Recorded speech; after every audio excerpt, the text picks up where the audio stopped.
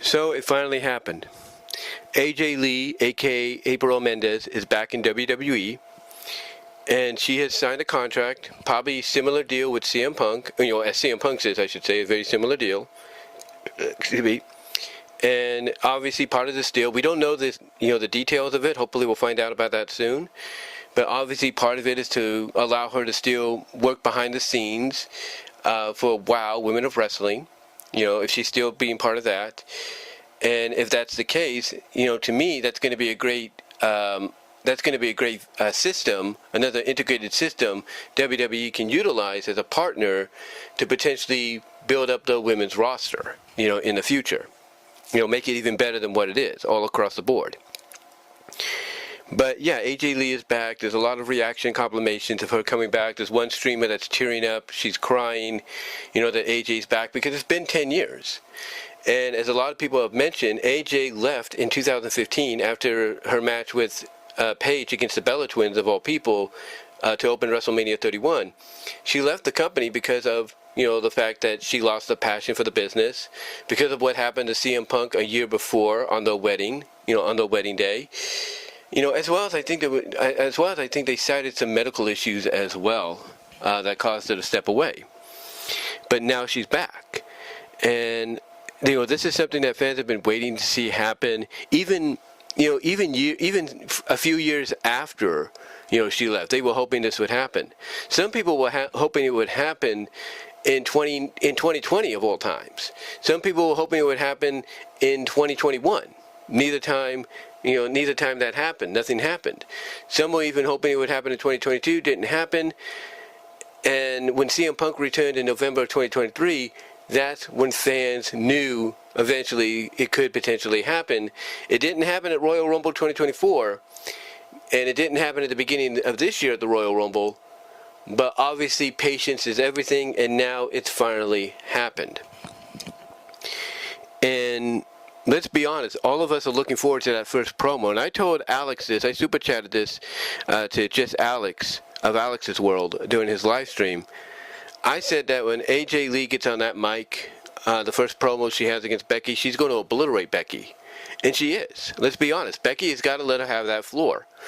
And I think what's going to happen is not only is she going to get a lot of things she's had on her chest, off her chest from the past decade, but also she's going to let Becky have it. And I think the central focus, the central point of this, when it comes to the promo between them, is she's going to work shoot Becky by telling Becky that the reason fans always chanted her name, always chanted her husband's name, even when they were gone, and always hoped for their return, is because compared to someone like Becky and Seth or anybody else in the locker room, that no matter how much changes eternally and everything, that they never will. That they are one of those few people on this roster or in this business that no matter how much changes eternally, no matter how much the roster changes, who leaves and who debuts, who returns and all that, and changes up, some of their style, changes up their presentation, that they are the few that never will. They basically will never,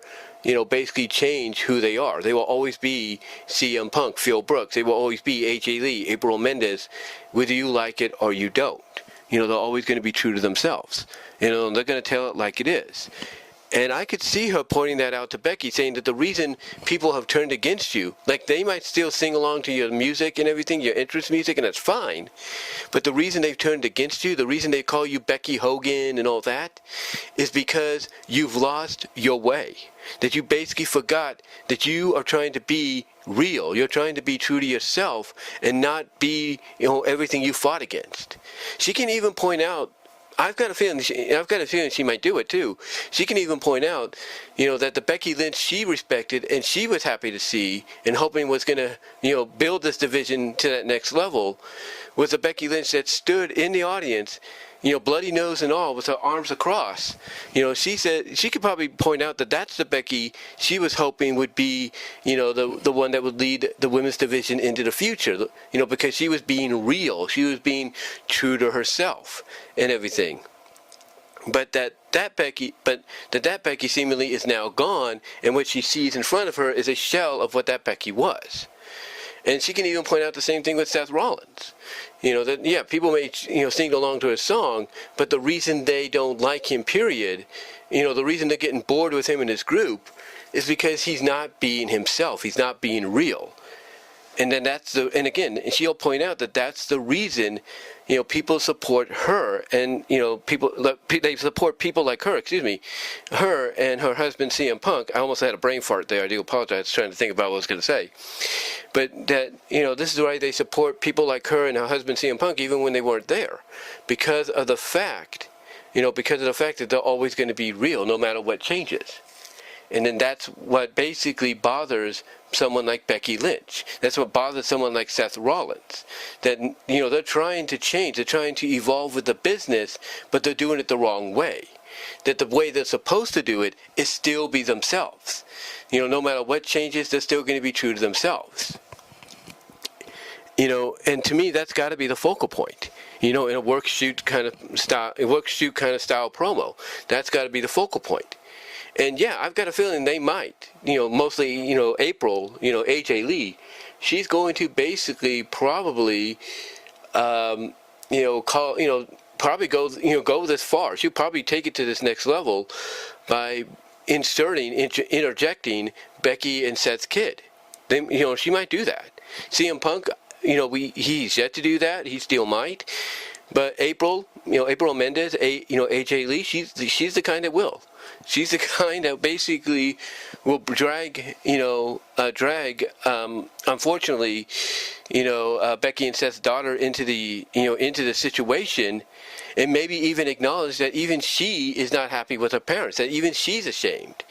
And that right there, if she was to do that, if she does that, along with everything else he's going to say, because again, to me, the focal point is being real. The focal point of that work shoot promo between her and Becky, it's got to be the fact that, Becky Lynch is trying to be something she's not. Same with Seth Rollins, and what they need to do to get the people behind them again and believe in them and, support them and want to see them go in this ring is to just be themselves, just be true to who they are. And like I said, I could see something like that occurring, in the first promo between both ladies. I can see that.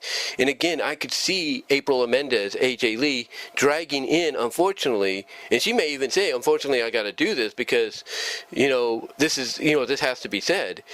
She's going to drag in their kid. And then that's going to, and, even with a heel, because we've noticed this, nowadays, even with heels, you don't drag in their kids, into the equation. You don't drag their kids into the story. And to me, what that's going to do is that's going to cause Becky to be like, okay, fine. You want to make this personal? Here's what we'll do. And we'll get the match officially made. I think it's already officially made, but more confirmed than ever. But we'll probably have some added stipulations. And I think what could happen, and this is just me, I think one of the added stipulations is if CM Punk and AJ win, then CM Punk can face Seth Rollins for the world title in a match of his choosing. And I think that match of his choosing, obviously, is going to be Hell in the Cell at Survivor Series. I think that's what's going to happen. Now, with that said as well, I could also see AJ Lee setting something up for Becky. Like, basically, she's going to force Becky to do something she doesn't want to do. Like, she might force her to defend the championship against her, because we did see in an after SmackDown footage that WWE put up, AJ Lee picking up the Intercontinental title and skipping around the ring, or skipping inside the ring with it. So we could potentially see that be made. Or we could have AJ Lee come out and say, look, I don't want your Intercontinental Championship, but I think if you're going to prove you're still the old Becky, you're still the man, I want you to lift the band on Lyra Valkyria. I want you to lift the band on her and give her another shot, and not be afraid to shake her hand if she beats you. So I could see something like that occurring as a stipulation. Again, if they win, CM Punk gets to name the match against him and Rollins, maybe at Survivor Series for the world title, and then AJ Lee either is going to have Becky face her for the Intercontinental Championship at Survivor Series, maybe in a match of her choosing, or basically AJ Lee forces Becky Lynch to be the man again by having Becky Lynch potentially lift the band on Lyra Valkyria and all that, or do open challenges, and no matter who it is, for the championship. So that might happen too. That might occur too, but we'll have to see what they do. But it's going to be But it's going to be huge. It's going to be a huge deal come Monday. Come Monday night for Raw. Because basically everybody, no matter how tired they are, and believe me, a lot of us will be tired from work, they're going to want to tune in and watch that to see exactly, where they're going to take this whole storyline now that you have AJ Lee involved, and how she's going to be integrated with Becky Lynch. Again, is she going to be, skipping it right in front of everybody and getting an Intercontinental title shot? Or is she going to basically be like, yeah, I want to get the shot at the title, but I want to give everybody else that opportunity, especially those that should at least get one more shot. And in that case, it could be Lyra Valkyria. Now, what this also does as well is it's going to help the women, it's going to help the women step up their game. It really is. It's going to help them step up their game going forward. Because we know how good AJ Lee can be on the mic. We know how good someone like a Rhea Ripley can be on the mic. Heck, we know how good a Roxanne Perez can be on the mic. And imagine that. AJ Lee, let's be honest, you got to do that interaction between the two on Monday. Because it'll be like Roxanne's looking into a mirror when she stares at AJ Lee. That's got to be a moment you got to do. Thus tease the potential matchup between, AJ, the current AJ Lee and the future AJ Lee, if you will, or AJ Lee inspired Roxanne. You got to tease that. You have to tease that, there's no doubt.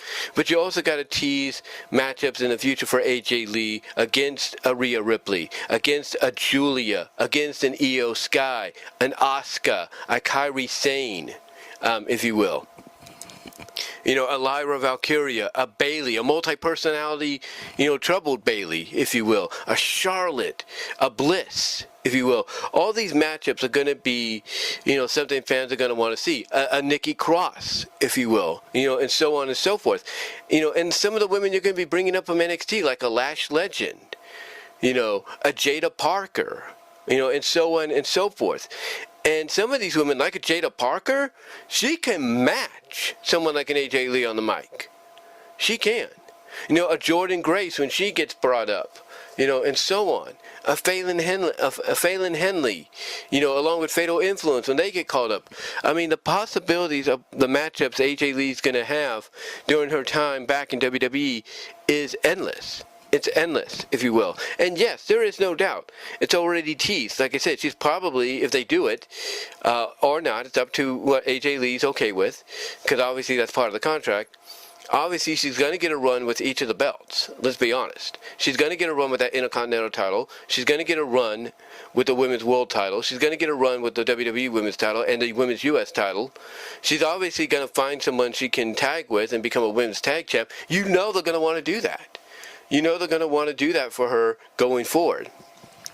But again, we'll have to see what the plan is after the situation with Becky and Seth is over. Because you could already tell that they're setting up the fact that, WrestleMania is like, okay, they got Survivor Series, like the War Games aspect of all that. I think they've already got that set up. They've pretty much got that planned out. What's going to be like an interpromotional War Games, where you're going to have half the Bloodline and half the Vision against, against Roman, against Jey Uso, against Jimmy Uso, and against, potentially Sami Zayn. You're going to have the OG Bloodline against half the Vision and half the MFTs. I think that's already pretty much in the works. If not, you're going to have LA Knight, part of that Bloodline as well, but we'll see. We'll see what part of that OG Bloodline team going forward, but we'll see. But they're already setting up, Survivor Series. We're going to already see that. That's pretty much confirmed. That's pretty much confirmed and everything. But the big goal, and Triple H has noted this. He has made this noted in WWE Unreal. He's made it noted in the documentary leading up to WrestleMania 40's main event, that basically they start planning for WrestleMania in October. That's next month. No matter what time in October, but they start planning for it next month. And if they're going to start planning for it next month, they're already looking at key elements to lead into it. They're going to want to, from a business perspective, ask themselves, what's going to be the attractions? What's going to be the bigger matches for WrestleMania that's going to get people to pay the money they're going to pay, or have people go on to payment plans to be there to watch the event? That's what's pretty much in the back of their mind right now. What out of this can we use to be the foundations for potential future matchups at WrestleMania? That's what they're thinking about. That's what's on their mind right now. And AJ Lee is going to be a major part of that. Whether or not she competes for the women's world title or the women's intercontinental title or whatever the case might be, she's going to be a major part of WrestleMania 42. We already see that. And you know what? They always tease that CM Punk comes close, but he always fails. 2 years in a row, he came close. He failed. So I would not be surprised, if they have CM Punk win the Royal Rumble. If they don't have him win the world title, at Survivor Series in Hell in a Cell, which they probably will, but then he'll probably drop it back to Seth. If they don't have him win the world, they don't have him do it there, which again, they probably will, but only for a short time. I could see him winning the Rumble on the same night that AJ Lee, in her first Rumble period, will win hers. So I could see them doing, a couple's Royal Rumble victory for both AJ Lee and CM Punk, setting them up to compete for the respective world championships, no matter who has them. If Seth Rollins has it, that's going to be a great matchup for WrestleMania, a great main event. And as far as who the women's world champion is, if Rhea Ripley's got it, imagine that matchup, AJ Lee against Rhea Ripley. Or if Tiffany Stratton still has the WWE Women's title, which she shouldn't by then, because I think they're setting her up to lose eventually as well. Imagine AJ Lee against Tiffany Stratton. But overall, when you get down to it, ladies and gentlemen, this is just the starting point. This right here is the first shovel, if you will. It's the first shovel being dug into the ground, to put the foundation on top of it. It's the groundbreaking. It's the groundbreaking to WrestleMania 42. And AJ Lee's going to play a major part in that. But before we get to that, we got to go to WrestlePalooza, and the first step to that is getting that first work shoot promo between her and Becky. And like I said, I've got a feeling the central focus point of that is her pointing out that the reason people always still chanted for her and CM Punk even when they were gone is because they're real. No matter what changes eternally, no matter how the roster changes and differs, no matter how much they can do, limited to, or what they're not, or what they can do, unlimitedly and all that, no matter what changes, her and Punk never will, and that's why people love them. That's why people are behind them. So I could see that being, like I said, a focal point of the first promo. And what it could do for Becky is, no matter how long she has that Women's Intercontinental title, which I think she's going to lose before this year's out, it's going to cause her to redeem herself. It's going to cause her to look in the mirror and realize what she's become, and then she's going to start to revert back to being the Becky Lynch that was the man, that was anti-authority, that basically said, look, Adam Pearce, you want to know why I was mad, why I acted this way? It's because you took me away from being with my daughter. And I should have said no, but you begged me, you said you'd pay me extra, so I did it. You could have her probably in the first step of redemption after the whole thing with AJ Lee come out and say that to Adam Pearce, or maybe even Triple H, to make it more real. Like, basically, hey, the reason I had this attitude, you took me away from my daughter, and that I should have the say. I should have the choice and say of when I come back. So you could have that happen, and that would allow Becky to go away for a while. Just let her go away, do her thing, spend time with her family, and then maybe play it up to the point that, like, okay, well, we need Becky back, and Becky will be like, nope, I'm spending time with my daughter. I'm enjoying life and everything, not going to leave. You got to find somebody else. So they could do that. And again, to me, this story with AJ Lee is going to be that stepping stone to that redemption. As far as Seth Rollins goes, yeah, he's going to get a redemption too. There's no doubt. He's going to get a redemption, but it's going to be a redemption of not only realizing what he's become and everything, but it's going to be a redemption of realizing that, hey, he might be one of the better wrestlers on the planet, and if not in the company, but but in reality, not everybody like himself can be a CM Punk or a Roman Reigns. And I think that's what's going to be the end result when it's all said and done, that he's going to come, he's going to come to that realization in his redemption after this thing with Punk, to where he's going to realize, look, I might not be a CM Punk, he's going to realize, hey, I'm one of the better wrestlers in the business, if not this company, but I realize now I'm never going to be on the level of Punk and Roman, and I just got to accept that. And I just got to accept that and move on. So, so to me, I think, honestly, that's what we're heading towards come, WrestleMania 42 and afterwards. And it all starts right now, with that breaking of the ground to build the foundation for WrestleMania 42's match card, for over 2 nights. But yeah, in reality, and honestly now, but if we're going to be honest with ourselves now, excuse me, it's late and I do apologize. I'm kind of stumbling on my words. But if we're going to be honest with ourselves, I think we can all safely say the WWE, it's a corny cliche to put, but they are cooking now. They are on fire now. And it's not just because of the fact that they want to stick it to AEW, but it's also the fact that they want to impress the partners in ESPN with the first event. So to me, I think it's a safe bet that not only have they accomplished that, but they are basically building a foundation so that when that first WrestleMania is on ESPN next year, it'll be one that's going to make ESPN proud to have WWE along as a partner. And it's all starting right now. The foundation the ground has been broken right now. And it's already, and the pieces are already being set into place. And all Triple H has to do starting next month, no matter what time of the month he does it, is start jotting down, the first draft of what WrestleMania 42 is going to look like come April. But let me know what your thoughts are, guys, down below in the comment section, as well as in the live chat during the premiere if you haven't already. How do you feel about AJ Lee being back? Are you happy she's back? Are you looking forward to that promo, that work shoot promo she's going to have with Becky Lynch? Do you think it's going to basically be focused around the fact that the reason people always chanted for her and Punk even when they weren't there is because they're real, and that's what Becky used to be, but now she's not, and the same with Seth Rollins? Let me know. Let me know what your thoughts are overall on what you think it's going to be like. And you think with her being back, not only is she going to be integrated into the storyline with Becky, which could lead to a Becky Lynch redemption, and by extension CM Punk, leading to a Seth Rollins redemption in the future. But what do you think is going to be the outcome for AJ Lee going forward? Like, what matches are you looking forward to in the future? And do you think maybe next year's Royal Rumble will be, the first Royal Rumble where both Royal Rumble matches are won by a husband and a wife?